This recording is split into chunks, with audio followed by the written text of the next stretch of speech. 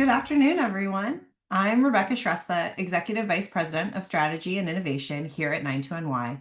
And on behalf of the Belfer Center for Innovation and Social Impact and our Women in Power program, I'm so excited to welcome you to today's conversation. The future of leadership is neuroinclusive. This is the first in a three-part series exploring neurodivergence in today's complex professional world, presented in partnership with Spark Your Health. We're also grateful to the Mount Sinai Health System, the presenting sponsor of the Spark Your Health Talk series, for their generous support. If you're new to Women in Power, we're 92NY's flagship leadership initiative dedicated to advancing women and women-identifying professionals to the highest levels of leadership. At the heart of our work is a free year-long fellowship, now in its 10th year, which has supported nearly 300 women through executive training, mentorship, and an enduring peer network. And this year, we're proud to have launched our first ever neurodivergent leaders cohort, expanding our reach and impact to better support leaders with diverse ways of thinking and being. As someone who's neurodivergent myself, this is a deeply personal and exciting moment. It's been incredibly meaningful to help create space for leaders like me to be seen, supported, and celebrated, not in spite of our differences, but because of them. Before we dive into today's program, a couple of upcoming events to keep on your radar. First, we're thrilled to be hosting our first ever Women in Power Summit on October 29th, right here at 92NY. It's going to be a powerful day of connection, bold ideas, and actionable leadership tools, and we'd love to see you there. And we invite you to save the date for our next event in this series with Dr. Gail Saltz, who will join us for a virtual conversation on October 21st at 6 p.m. Eastern Time, continuing this critical conversation on neurodivergence, identity, and leadership. Tickets will go on sale soon, so please watch this space. And now let's get started and welcome two extraordinary leaders who will guide our conversation today. The first is Dr. Nancy Doyle. She's a globally recognized organizational psychologist, social entrepreneur, and one of the world's leading voices on neurodiversity and disability inclusion in the workplace. She's the founder of Genius Within, an award-winning nonprofit helping neurodivergent individuals thrive, and she co-founded the Center for Neurodiversity at Work at Birkbeck, University of London. She's also the force behind the BBC's acclaimed series Employable Me, and a trusted advisor to companies like Amazon, Microsoft, and Google. Her research, writing, and policy work have helped redefine how organizations support neurodivergent talent. Joining her is Dr. Shilpa Taufique, Vice Chair for Faculty Development and Chief Psychologist at Mount Sinai Morningside. For over 2 decades, Dr. Taufique has shaped cutting-edge, inclusive behavioral health programs, including CARES, an innovative adolescent mental health initiative spotlighted by CBS News and MSNBC. She is a nationally respected clinician and educator whose work spans trauma, identity, and systems change, and a passionate advocate for building inclusive, culturally responsive workplaces across sectors. Together, they'll explore how we can design and lead organizations that are truly inclusive of neurodivergent talent and why that benefits everyone. So here's how today will work. We'll begin with a 45-minute conversation between Dr. Doyle and Dr. Taufique, followed by 15 minutes of audience Q&A. Please feel free to drop your questions in the chat throughout the program. We'll be collecting them as we go. And with that, please join me in welcoming Dr. Nancy Doyle and Dr. Shilpa Taufique. Thank you so much, Rebecca. And Nancy, I just want to say before we get started, I love your book. I feel like reading your book, I got to know so much about you, and I'm really looking forward to getting to know more today. But I really felt this book was not only a mirror for people, but it's also a challenge and a call to action. And that is what excited me so much. That's just so multifaceted. And I truly believe it invites us to think about, or rather rethink about, what is leadership? What should it look like? What does it look like? Who gets to lead? Who doesn't get to lead? And how do we end up creating cultures that honor difference, resilience, and authenticity? So thank you so much for writing this. And thank you for saying so. I have to say, absolutely. It's really lovely to hear. And when we spoke earlier in the week, I was like, oh, that's what I wanted to put out into the world. So to hear it come back to me from not my circle, but from a wider circle is really very gratifying. And I'm humbled. Thank you so much for the compliments. Oh, I'm glad. So as someone who has spent many years mentoring, supervising, and supporting leaders of all kinds across varied systems, I really found myself both validated and stretched by the ideas in your book. And there are definitely some highlights I want us to drill down into today. So if we could maybe start with the idea that leadership isn't just a professional journey, but it is a very personal one, which you have very nicely outlined. Can you get us started really from a personal perspective on this idea of healing in order to lead? Yeah. Why is it such an essential first step for Well, leadership? because you can't create safety for other people if you can't create safety for yourself, I think fundamentally. Yeah. So I think many people come into leadership, particularly if we are minoritized leaders. And I use the word minoritized deliberately because leadership is dominated by white neurotypical men. From a certain background of resources, cisgendered, straight, we know where the majority of leaders come from in terms of demographics. So anybody that doesn't fit that demographic has been minoritized within the within within the scope of what they're trying to do.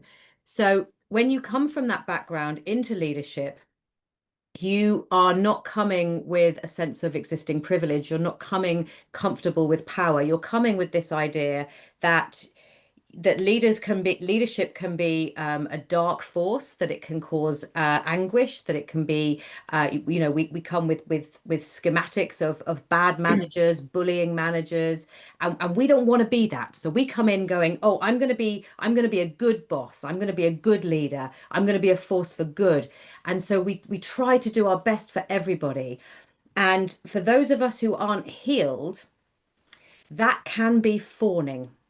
The kind of fight, flight, freeze, but also fawn. So Yes. what we can end up doing is extending ourselves past our boundaries. We don't very often come in as, the archetypal bully manager, but we can sometimes come in as the archetypal rescuing manager. And we need to understand for ourselves the difference between adult to adult relationships and parent-child metaphors. And being a kind of rescuing parent isn't better than being a kind of persecuting parent in a workplace relationship. Actually, both can lead to very toxic dynamics in the workplace. So that's something that I think we need to work on for ourselves. We need to understand our own boundaries, and then we can create much more psychologically safe places for the people around us. That's really wonderful. So that's making me think now about various settings in which I've worked with leaders. And this comes naturally on some level to us in psychology settings, right? When we're surrounded by psychologists, of course, there's going to be talk of healing in order to be effective. But how can we expand this a bit for each person that may be listening to this? How do we know when we're leading from an unhealed place? I think because the leading will be toxic to us. When I was leading from an unhealed place, and from what I started leading accidentally. I started a business wanting to just subcontract some of the work that I had that was more than I could deliver on my own. And within a few years, I'd gone from 7 subcontractors to 100 subcontractors and a bunch of employees. So, having studied management psychology and leadership psychology, I suddenly found myself in the position of a psychologist. And I wasn't necessarily ready for leadership. I hadn't had a corporate career where I'd started as a team manager and been mentored in that, and then become a more senior manager and been mentored in that. I went kind of straight to managing director, CEO. And I know that, my experience of that was very much kind of trying to be all things to all people, feeling very anxious about whether I was doing the right thing, very self-conscious, constantly worrying about what other people thought of my decisions. If somebody disagreed with me or didn't like what I was doing, I would be really, I would long nights of ruminating over things that were said and done. Did I do the right thing? Did I not do the right thing? And I don't think it's bad to check yourself as a leader. I don't think we should not be doing that, but there's a point where it's healthy and where it's not healthy. And you will Yes. be very unsurprised to know, Shilpa, that I ended up in quite a severe burnout. Yeah. Like Yeah. that's not going to surprise anybody. But Absolutely. it's, so I think you know that you're not doing it right if it's burning you out. If you're in burnout, then it's not a sustainable leadership situation, and it means that you need to kind of start with self and go, right, how do I get myself out of burnout so that I can then kind of be more present and more boundaried and more appropriate for the people around me. And I think, like, I just to think, come back on something you yeah. said about psychology and healing, because I was thinking about this since we spoke Yeah. prep call. And I think the other thing that you get in psychology is the notion of supervision. So Yeah. it's not just the themes and the theories around healing, it's also the practice of supervision. And so for me, having leadership coach, going into supervision Yes. sessions with my colleagues, I think is just as much of a fundamental part of that healing journey as kind of working through and understanding my personal history. It's the practice of Yeah. reflection and interrogating what's going on, but without that being at 4 o'clock in the morning on your own when you can't sleep. Yes. Yeah. That makes What you sense. just said about burnout struck me, because Mm, I have encountered when people are experiencing burnout or they're getting them, you can almost watch, you see it coming. mm, But the immediate reaction is so often, if I'm burnt out, it's because of my surroundings. It's mm, the immediate tendency is not to look within to say, mm. how might I be even contributing to this? And so I think it's a very important point to drive home that healing is not about being flawless, right? It's just the opposite. It's about understanding who we Yes. are in full and understanding how do we maximize our strengths and Mm, our efforts and support those other parts of us that need the support at different times. And it doesn't mean only waiting for our external surroundings to change. We don't mm, have to focus on an external locus of control, but instead, especially as leaders, really recognize the internal locus of control that we have and how we want to mhm, foster that. mhm. I think you're absolutely right there. And the other thing for me about that is we have to not expect ourselves to be perfect, but we have to Yes. remember that other people around us will be expecting us to be Yes. perfect. So Yes. we're not the only people that go into leadership dynamics with parent-child metaphors. Right. Like Exactly. so do our members. They have parent-child metaphors, Exactly. and they will be expecting a level of perfection from us that we are never going to be able to live up to. So if you are dependent on other people's validation for your sense of well-being and your sense of whether or not you're doing a good job, you are going to come unstuck because people are going to have unrealistic expectations of you. So I think in order to the way that I've created psychological safety around me is very much about kind of radical candor and making those kind of conversations Mhm. part of our everyday communication. But I couldn't do that before I could do it for myself.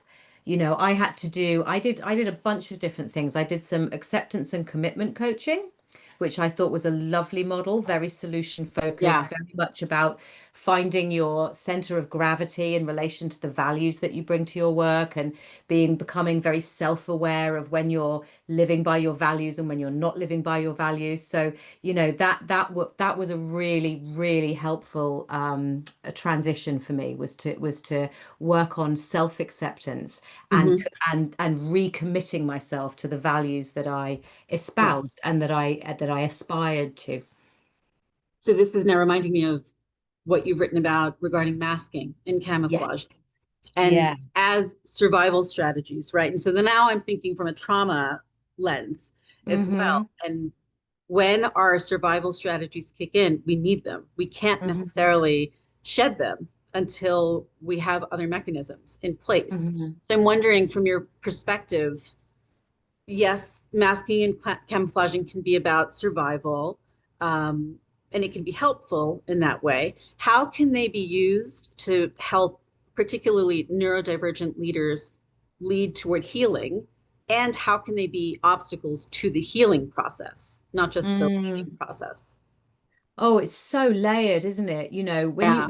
When you grow up neurodivergent, most of us, we used to think it was just the autistics, but actually it's most of the neurodivergent people. We Hmm. process our senses differently. So we have, sometimes we have more intense sensory perception, and this correlates to electrical activity in the sensory cortex. This is a very real Yes. experience.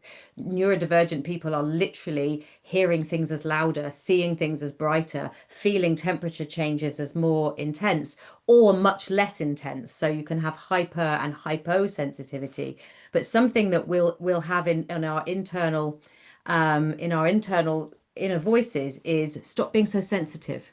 What you learn growing up is that your internal experience is not accurate, and you need to mask your internal experience in Hmm. order for people to accept you. That's quite a big hang up to go into leadership with, and to go into adulthood with, to be honest. And so that kind of masking of your internal experience becomes quite habitual, and you lose a sense of where is my sense of self in that? Where is the edge of what I'm doing to mask versus my personality? Um, and so you have this kind of dynamic going on that you have to explore and interrogate for yourself and understand, because masking can be helpful. There's a big thing in the neurodivergent community that, we should all stop masking and we should all be our authentic selves, and these are big themes, and sometimes we go too far in that direction, and sometimes I think, actually, let's leave some of our authentic selves at home. Let's not bring that to work today. Let's just, uh, Yeah. so so I think that the key word for me in this is choice. Are you Yep. more masking out of choice because it serves the dynamic that you're in right there and right then? It's actually helpful for you to mask because you're trying to manage a difficult discussion and there's some conflict and some things that need resolving, and it's better for you to hold back your own feelings and interpretations right now and give other people space to speak. That's good masking.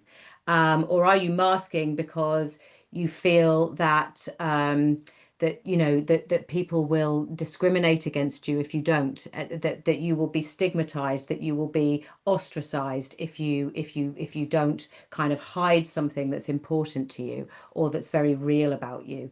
So I think the key word for me is choice, and also balance. So yes, that masking skill can be very helpful when you're in particularly robust meetings, for example.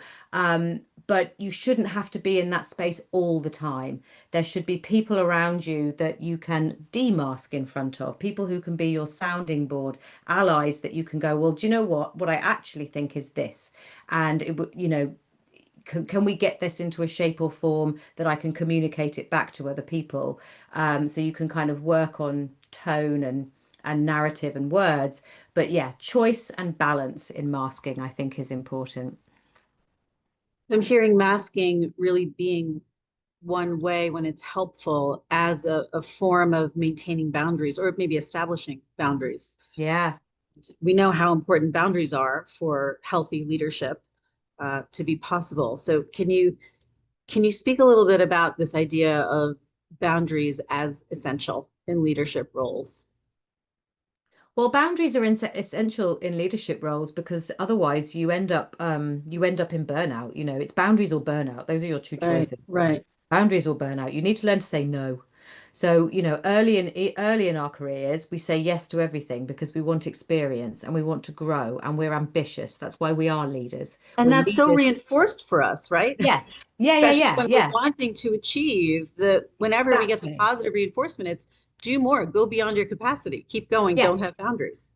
Totally, totally. And in a career building phase, that is actually good for us. That's why we get to Right. leadership roles in the first place, because we've done that. But once you get to that leadership role, you need to make a switch. You need to stop saying yes to everything and you need to start saying no. And you need to start being incredibly protective of your time. And I think some of this is financial. So, particularly with experience of coming from a more working class, I think in the US you would say middle class background, if you don't grow up with resources and money, the idea of being paid a lot more than the people who work for you is kind of discombobulating. Yes. Yeah. Inequality in earnings can feel jarring. And so a lot of times what I've personally done and what I've seen other people do that I've mentored is as they get a pay rise, they try and do more work as if Yes. they're trying to justify that pay rise. Exactly. Do you know, if you're doing more work, it's not a pay rise. You're just Just more doing more hours of hours. work. Yeah, exactly, exactly. And it's like, no, no, I'm paying you more money because you can do things in less time because you Yes. have experience and expertise. I'm paying you more money because I'm asking you to take a level of accountability and risk for oversight of things, and that actually has a financial value. You have to decouple money from time at that point. Money isn't about time, it's about the level of personal risk you're taking, the responsibility and the accountability that you hold, and the expertise with which you can make quicker, easier decisions or take over tasks quicker and easier than other people. So that I think that conversation, talking about money and time and boundaries, I think goes hand in hand. It goes together. Yeah. A lot of us feel very uncomfortable when we start earning. I remember my six-figure moment, and just being like, whoa, okay, this feels like a big step and this feels very different. And who am I now? And does this mean I have to work 80-hour weeks now? And what's happening in and around that? And it's a transition, yeah. Yeah, it was very striking for me as well. As I advanced in leadership, responsibility, and positions, I got so much closer to a regular working schedule. Yeah, It was yeah, yeah. remarkable to me. And the guilt that I felt for that was Mm, astounding because I just yeah. thought, this isn't, I'm not going to be recognized anymore, or I won't Yeah. deserve the next step. And it really took some internal shifting for me to Yeah. relocate myself in this new space with the Hmm. new responsibilities, and also having to recognize, how are people looking at me now? What are their expectations of me? Trying to manage that all along, but now the script is shifting, right? Hmm. Hmm. Shana's just put in the chat that sometimes it's directly communicated that with the raise more is Yes. expected. And I think that's very true in a lot of companies. The corporate commando culture is fairly well entrenched in our economies, isn't it, and our society. But I love to challenge this. I really love to challenge this, and I can challenge it in a way that's going to make everyone feel uncomfortable. Are you ready for this? Go for it. If you can't do your job in the hours that you're paid to do your job, are you competent? A Is it 100% agree. is it Yes. is it actually competence? Because for me, it was competence. So the periods of my life where I was working 70-hour, 80-hour weeks, it was because the business had grown so big around me and I didn't know how to handle that. So I was learning to do things on the fly that I didn't know how to do. I was creating risk registers and learning how to manage business continuity by Googling it and kind of working it out and then creating systems from scratch. I wasn't competent for the job I had. That's why I was overworking. And if you can do the job that you're paid to do in the hours that you're paid to do it, then that's a different way of thinking about that, which I think is interesting.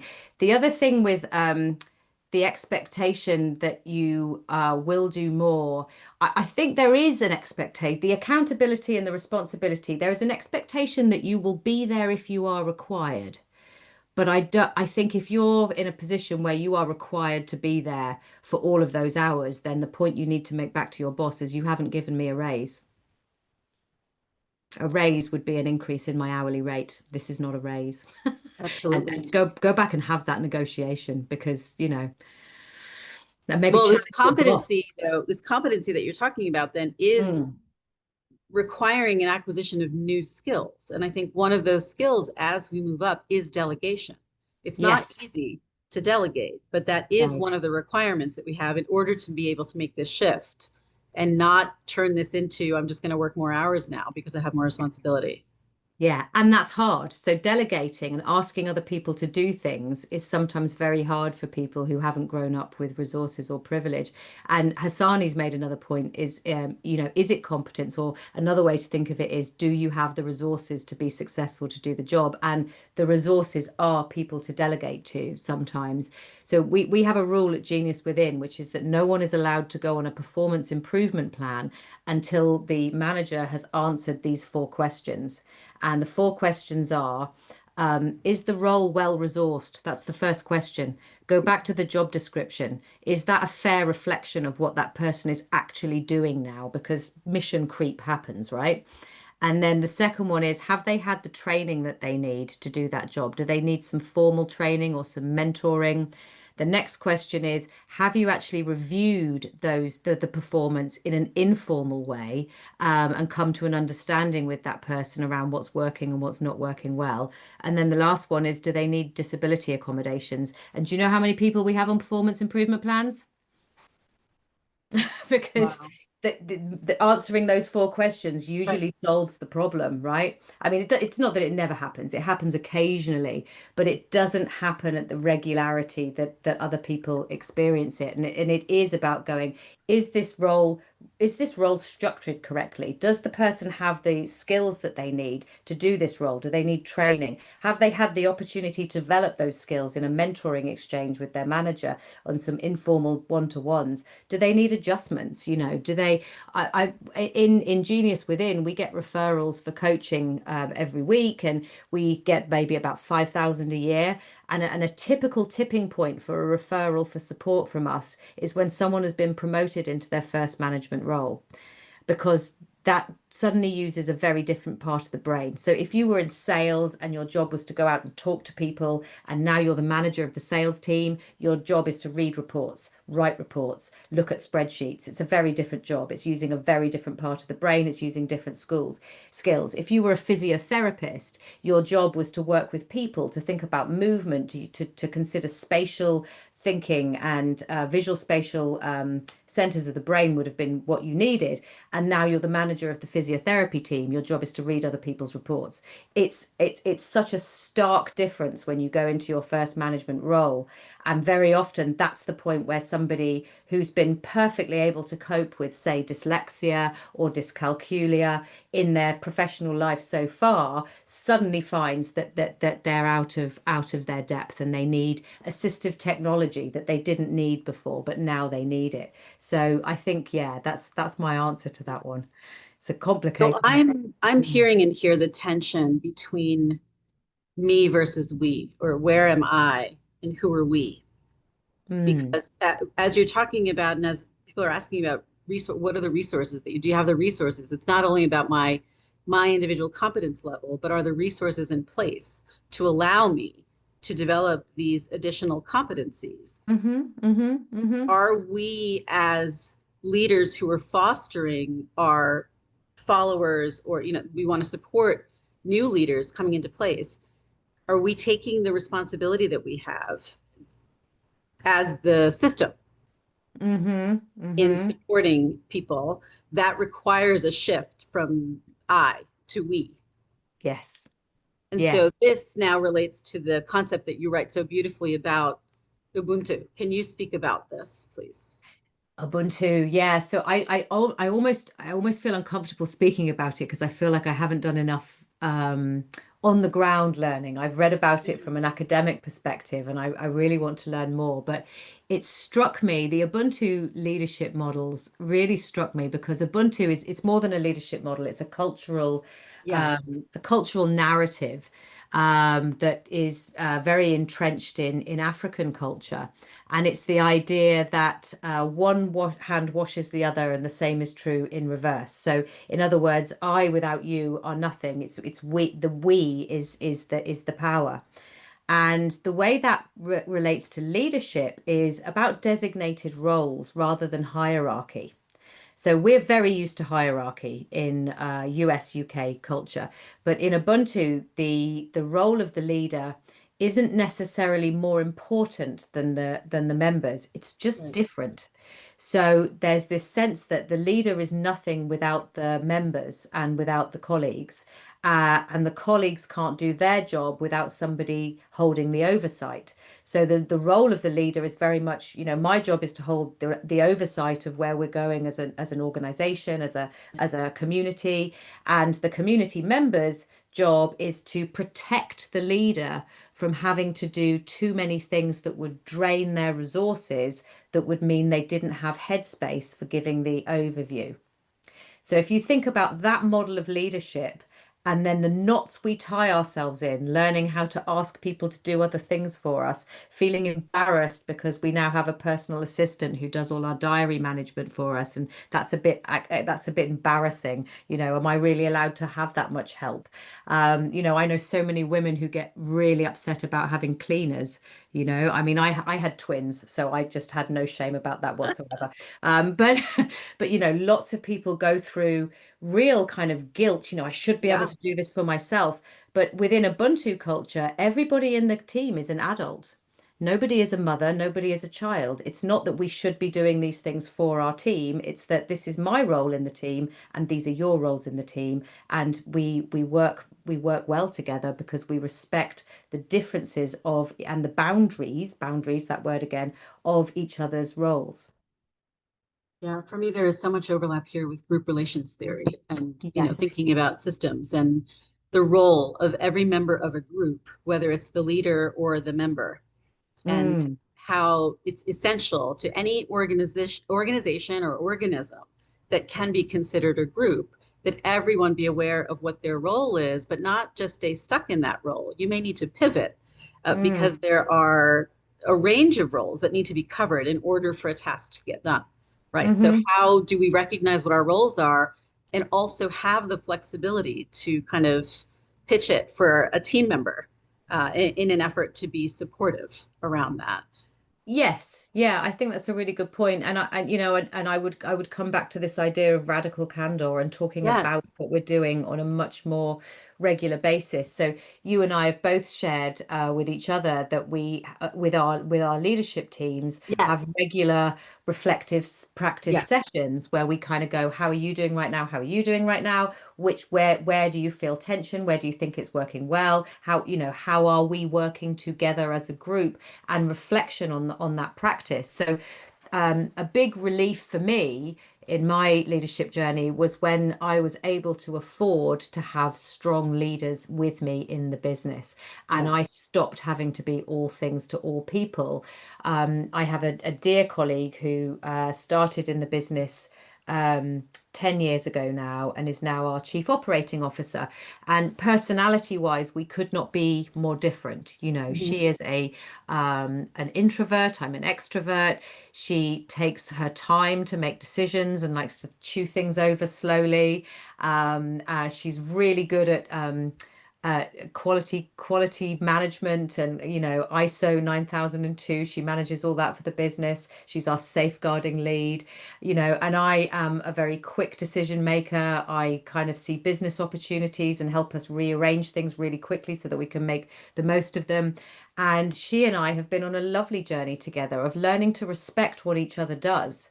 So I don't need to do those things in the company anymore because she's got it covered, and she Right. doesn't need to do the things that I do. But what we do need to do is really respect each other.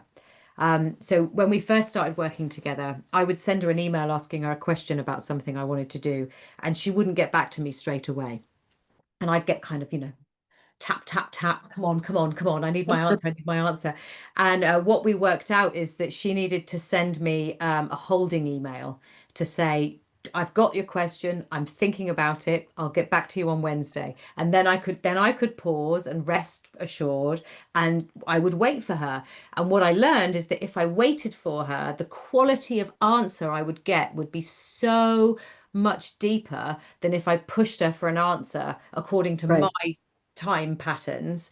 And what she learned as well is that sometimes if she's really overwhelmed with stuff and she needs someone to just cut through and go, try this, she can come to me. So we've got this sort of awareness of each other's strengths and challenges, but we're not, we're not defensive about it. I'm not feeling bad about myself because I don't make Right. well-founded decisions in the way that Fiona does. And Fiona doesn't feel bad about herself because she can't crisis hustle in the same way that Nancy can. So we don't have any ego tied up in that. We just have respect for each other.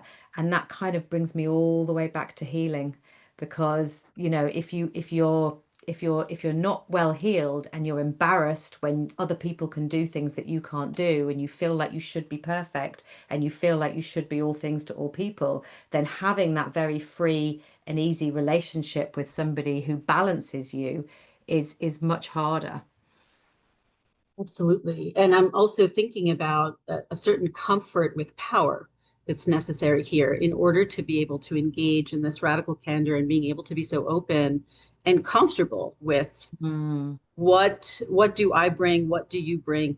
If we can do this together, we can actually complement each other and yeah, strengthen our yeah, efforts together. Um, Comfort with power. yes, comfort with How do power. we get there? And as you start to answer, I'm going to have my tech mishap, and my cat just unplugged my computer. So I'm just going to go plug it in while you're talking. I'll be right back. Excellent, excellent. Cat, comfortable with power, learning to be comfortable with power. Well, that's very much like the thing that we were talking about in the beginning.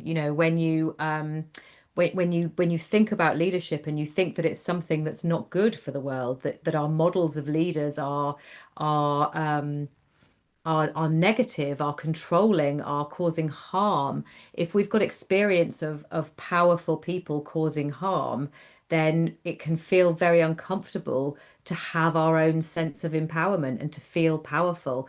And we try and kind of diminish our own power, and we hide our light under bushels and pretend that, we get overly modest, and we shirk away from owning our influence and our power.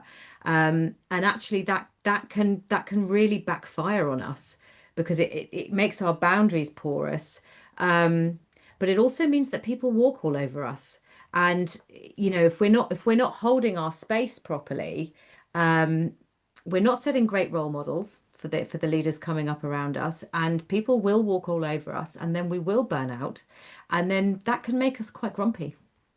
So we are almost going to be much better leaders when we're feeling centered in the idea that we have power and influence. And one of the things I do in the book is challenge people to think of powerful people who do good, Mhm. and you think about, I think of the metaphor of the kind of wise aunt elder, and this is my aspiration. I'm an aspiring hermit and an aspiring, wise aunt. At some point, I think that I'll have achieved a level of Zen where I'm not quite so busy and rah rah rah, and I'll just be able to sit there quite comfortably in my power and wait for people to come to me, and then, engage with them rather than running around all the time. It'll probably never happen. I'll probably be just as busy when I'm 80 as I am now if I live that long.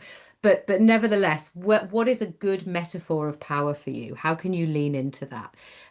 People like Michelle Obama, um, leaders like Megan Rapinoe. I remember watching Megan Rapinoe when she won the Ballon d'Or, which is the best footballer in the world. They have the annual worldwide football awards, and Megan Rapinoe won the Ballon d'Or, and it was an amazing, amazing moment. And I watched her celebrate with her team, and she was up and she was dancing and she was doing this, and her team were doing it back to her, and then she was doing this to them, and there was like, she wasn't going, oh, I'm a bit embarrassed of winning this, obviously, it's only because of my team that I was able to do this. She wasn't doing any of that stuff that ladies do. She was going, yeah, I nailed it, this was amazing, you all nailed it with me, isn't it great? They were as happy for her as they would have been if they had won. And that Yeah. kind of, that the ability to bring a team together like that and to lead that team without diminishing your own power, but without that power stepping on them either. Oh, do you know who else is really good at this? Madonna. So, Mm. you know how Madonna always gets compared to whichever the young starlet is, Yes. Yes. Beyonce, Britney, Lady Gaga, they all get compared to Madonna. So what does Madonna do? She goes out and does a duet with them. She goes on Right. stage with them. She does a Right. Grammy performance with them. She amplifies them, and she does that without diminishing her own power. So she never No, I makes think she's it. Yeah, actually increasing her power by doing this, because this is a complete embracing yeah, of the I am totally. because we are, right? Totally. And She she's just lifts them also, up. Yeah. And exactly. in lifting them up, she kind of goes, I am the wise aunt of the pop world, by the way, Yes. everybody. And I'm so powerful in this world that I don't need to put other people down in order for me Yes. to feel Yes. good. In fact, what I'm going to do is platform those people, collaborate with those people, praise those people. And I love her for that. I think Beyonce does that too. There are lots of very Mm. strong, powerful leaders that I think give us good metaphors for what power can look like.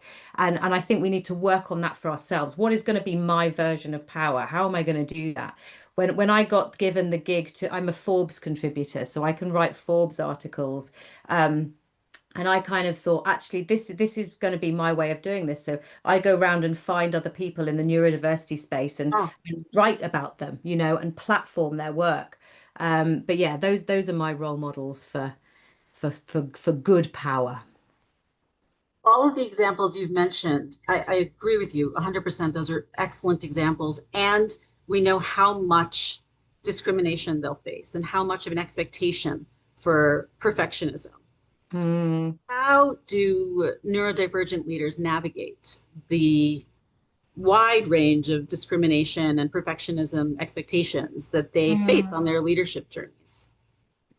I mean, I don't know how anyone can do it without some sort of coaching, therapeutic, Mm. wherever you want to go to deal with that. But I think you do need a sounding board of some kind. You need a place to take that stuff, to reflect on it, and to help you pass it out. A lot of neurodivergent people have rejection sensitivity, which is a quite pathologizing term. Basically, what it means is you've been rejected a lot and you become a bit sensitive to that. And so you can kind of some neurodivergent people can get stuck in negative attribution bias. We're so used to being discriminated against that we expect it, we see it even when it isn't there. And, working out the difference between a genuinely unsafe space and just us being on high alert for something that might not be happening, that's an important distinction to be able to make. And I personally need a therapeutic slash coaching sounding board to do that with. I have a lot of supervision, leadership coaching, and that really, really helps me. So everything that you've presented to me makes very logical sense, regardless of the setting or the population that you're talking about. This is where I struggle with, why is this not the standard for how Mm, we set up our workplace culture? It mm, all just makes so much sense. And mm, it also is just by design inclusive for hmm. everybody. And also, every strategy that you've talked about, every concept benefits anybody, whether or not, whether you're neurodivergent, neurotypical, everyone can benefit from these things. So I don't know that you have the answer to this, but I'm constantly looking for the answer of why this can't be the norm of how we design workplace cultures. I don't know either, Shilpa. You're asking the wrong person. I completely agree with you. It's all nonsense. I don't know why we have to play these games at work. They're so unhealthy.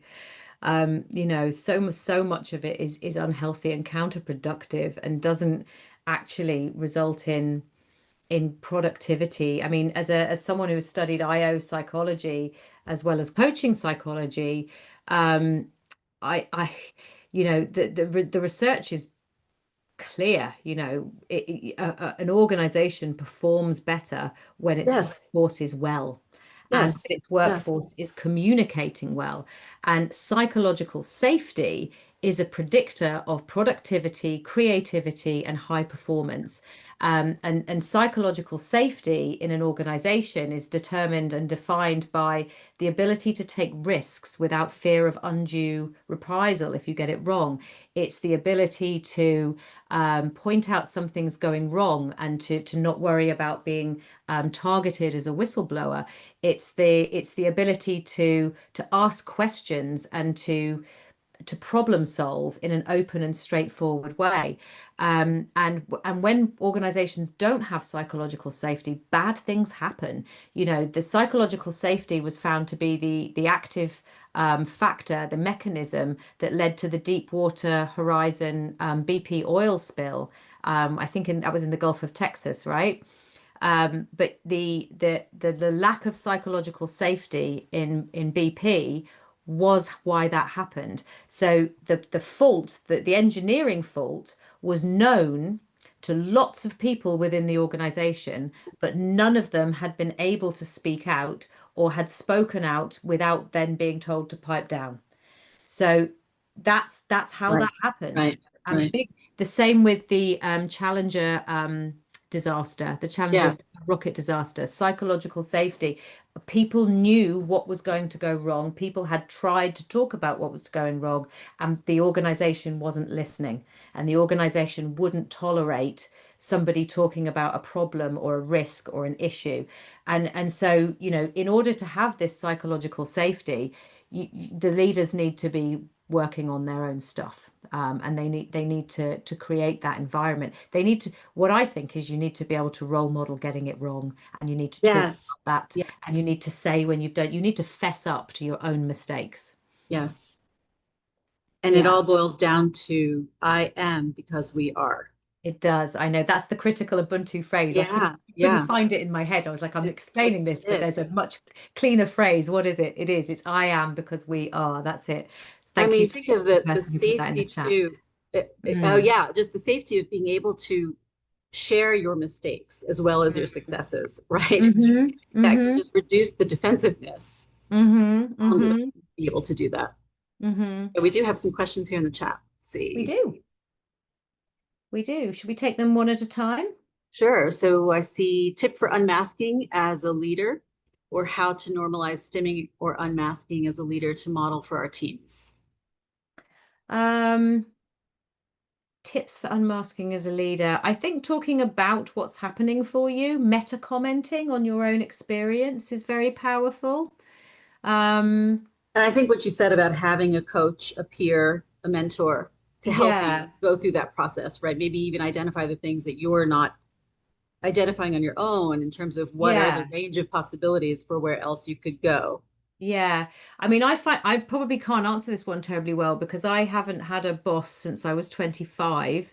I was a consultant, followed by having my own company, which is a majority neurodivergent company. So there's a certain amount of unmasking and normalizing of stimming, meetings where people get up and walk around because they've sat still for too long, people that turn their cameras off because they're overwhelmed and might just say, sorry, I'm just a bit overwhelmed in the chat, and no one cares. You know, that stuff is so normal at Genius Within that I can't imagine what it's like when it's not normal.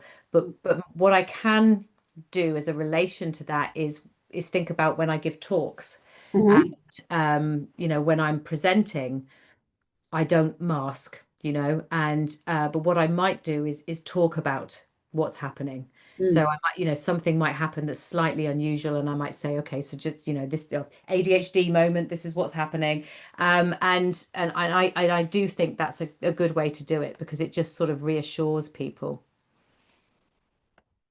Great. Let's see, what is the second question here? Yeah. What are signs of burnout, and what and how do we seek help? Burnout, well, clinical burnout in a, occupational burnout in a clinical sense is characterized by apathy. It's when you've stopped caring about your work, and you lose faith in what you're doing altogether. So it's kind of beyond stress. I think it's that losing that purpose and meaning. in Yes, what you're doing, exactly. right? Yeah. So, stress and performance actually have a positive linear relationship until a certain point. Yes. So as the stress goes up, so does the performance until you hit a reversing point. And so I think the prevention of burnout is knowing when you're hitting your reversing point and having some strategies for relaxing at that point. A stress coach did some work with me once, which I loved. She got me to plan out my whole year in terms of demands and resources and notice the patterns in my year. And I was like, actually, she's quite right. I have two conference seasons in a year. There's March and April is really busy Mhm. for me conference wise. I have a little flurry around June and then again November. So then she started getting me to, so if it's conference season, that means I'm doing a lot of traveling. I'm not at home, I'm not sleeping in my own bed. I might not be working out or doing the same kind of exercise. I'm eating food that isn't going to suit me.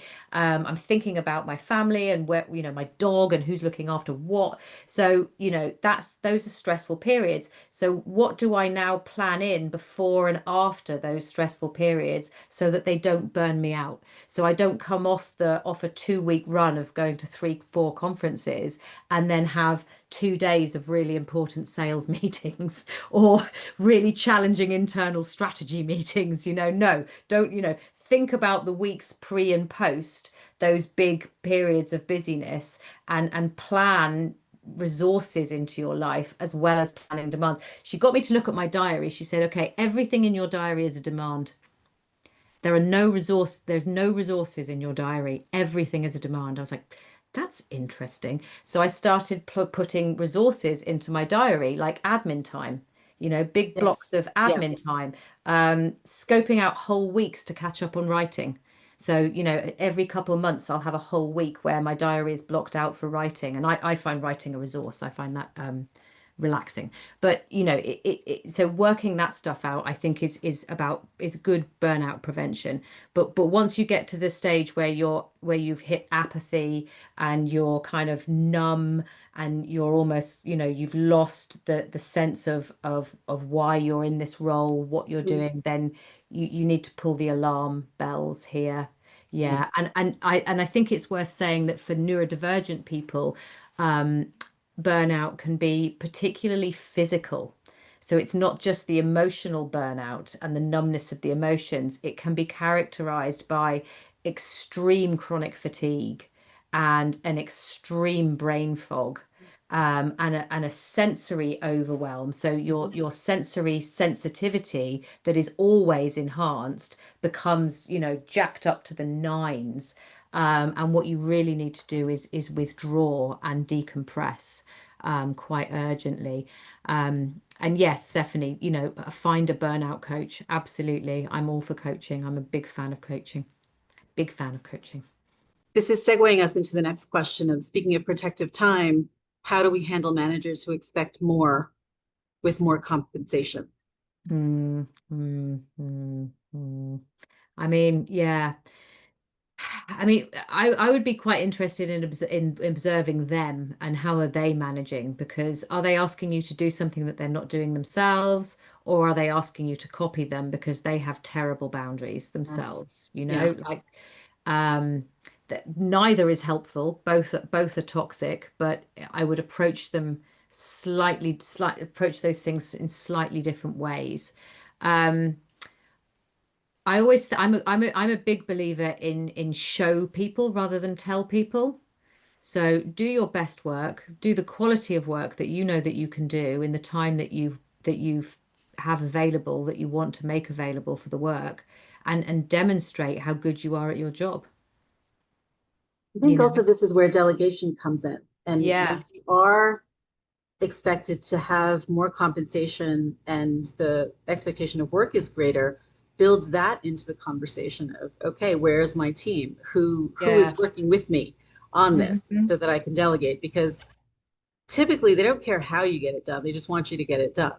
Right. Hmm. And so if Hmm. some of that means now rethinking how do I lay out the work and the expectations of who does what, and me shifting more into an oversight role as opposed to directly doing the work, Hmm. that is Hmm. a conversation that could be had, knowing the expectation for leaders has delegation built in.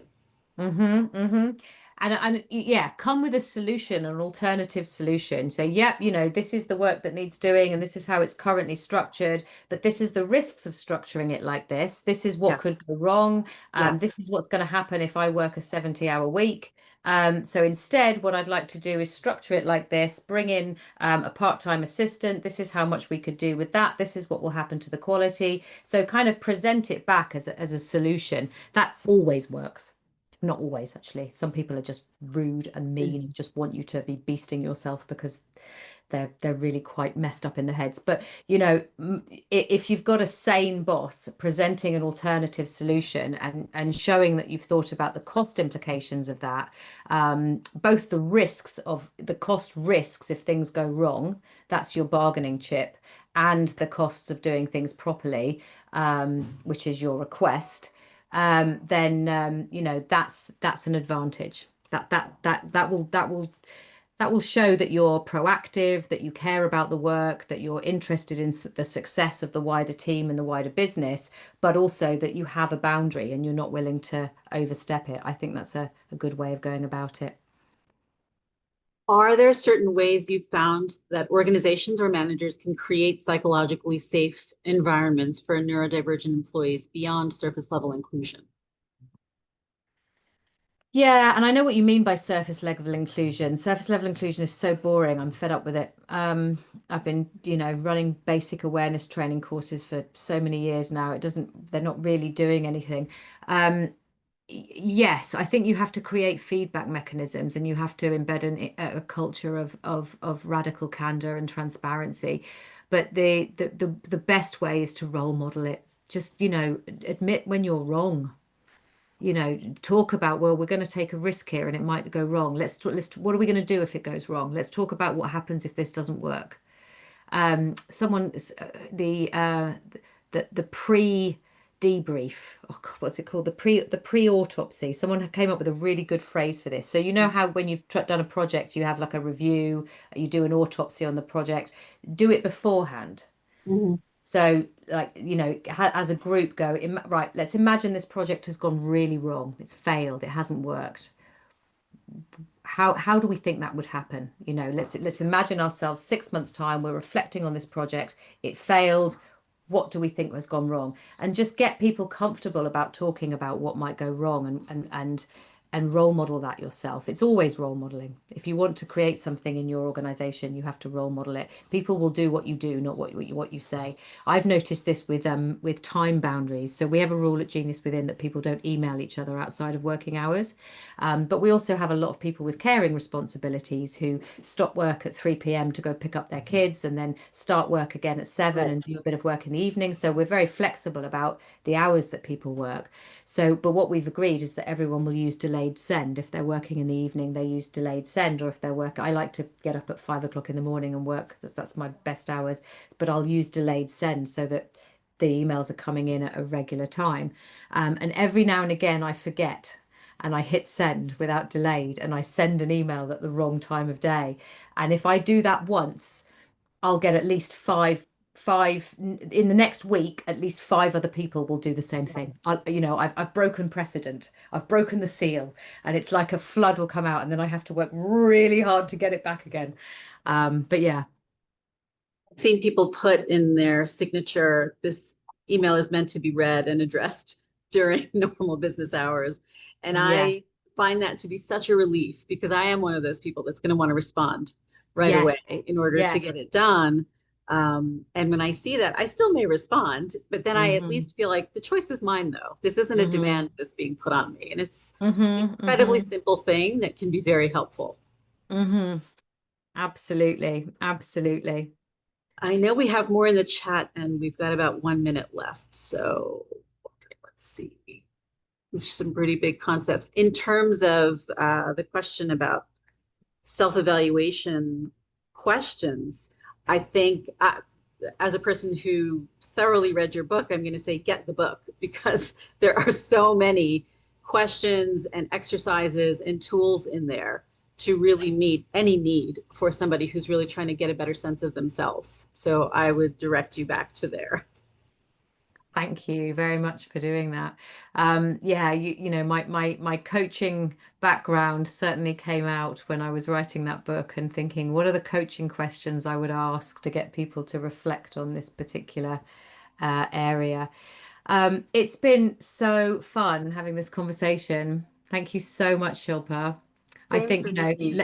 psychologists for the win in terms of leadership. Absolutely. Absolutely.